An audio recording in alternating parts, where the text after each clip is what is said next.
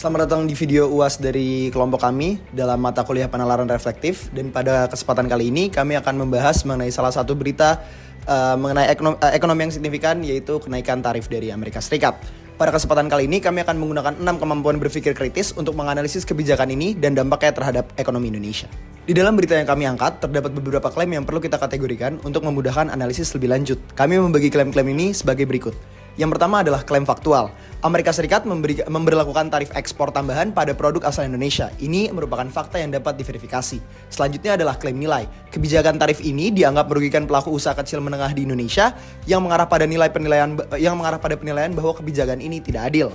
Selanjutnya adalah klaim perspektif. Pemerintah Indonesia seharusnya segera menyusun kebijakan balasan untuk melindungi kepentingan nasional, menunjukkan bahwa tindakan ini dianggap perlu untuk dilakukan. Lalu ada klaim subjektif.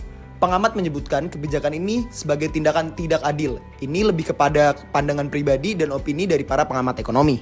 Lalu yang terakhir ada klaim objektif. Data ekspor menunjukkan penurunan signifikan sejak pengumuman tarif tersebut diberlakukan, yang dapat diuji berdasarkan data konkret. Berikut adalah analisis kritis kami terhadap kebijakan ini ya. Kita bisa melihat beberapa dampak yang diakibatkan oleh kebijakan tersebut. Yang pertama ada di daya saing Indonesia. Kebijakan tarif ini bisa berpotensi untuk menurunkan daya saing produk Indonesia di pasar global karena mengingat adanya bebanan biaya tambahan pada produk ekspor Indonesia. Yang kedua ada di efek domino. Kami juga bisa melihat potensi efek domino dari kebijakan ini seperti pengaruh terhadap lapangan kerja, pertumbuhan ekonomi nasional juga. Lalu jika ekspor menurun, industri yang bergantung pada ekspor juga bisa mengalami penurunan produksi dan bisa meningkatkan pengangguran. Lalu yang ketiga ada di kepentingan Amerika Serikat. Di sisi lain, kami bisa mempertimbangkan bahwa Amerika Serikat mungkin menerapkan tarif ini sebagai bagian dari kebijakan proteksi terhadap industri dalam negerinya di Amerika sendiri. Lalu mereka melakukan itu untuk meningkatkan produksi domestik dari negara mereka. Lalu kami juga bisa menilai bahwa konteks global dan kepentingan politik ekonomi menjadi faktor yang harus diperhatikan dalam menyikapi kebijakan ini. Berikut adalah argumen kami terkait kebijakan tarif ini. Yang pertama, argumen kami adalah kebijakan tarif Amerika Serikat merugikan ekonomi Indonesia, mengingat bahwa produk-produk Indonesia akan lebih mahal dan kurang kompetitif di pasar Amerika Serikat.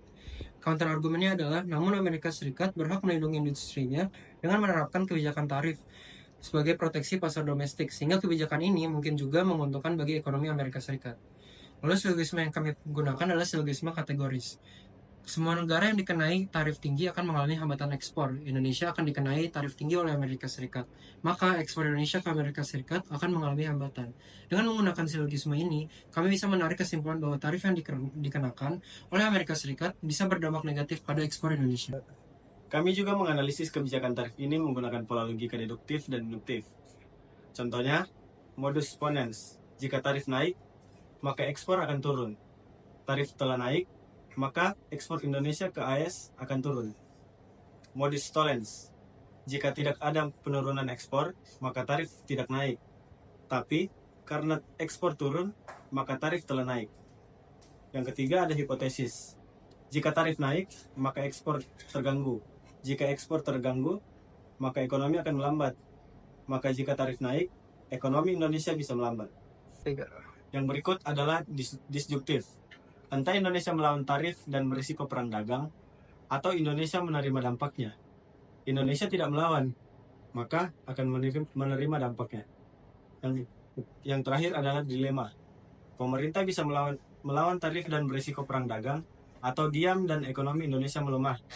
Dalam argumen induktif, kami mengambil pola dari 10 tahun terakhir, di mana setiap kali Amerika Serikat menaikkan tarif, ekspor negara berkembang, termasuk Indonesia, selalu berdampak signifikan.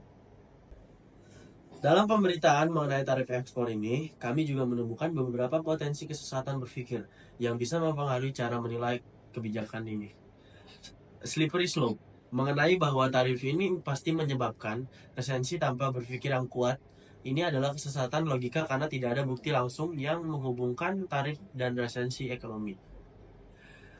Post hoc fallacy, mengaitkan tarif langsung dengan peningkatan kemiskinan atau pengangguran tanpa bukti hubungan sebab akibat yang jelas.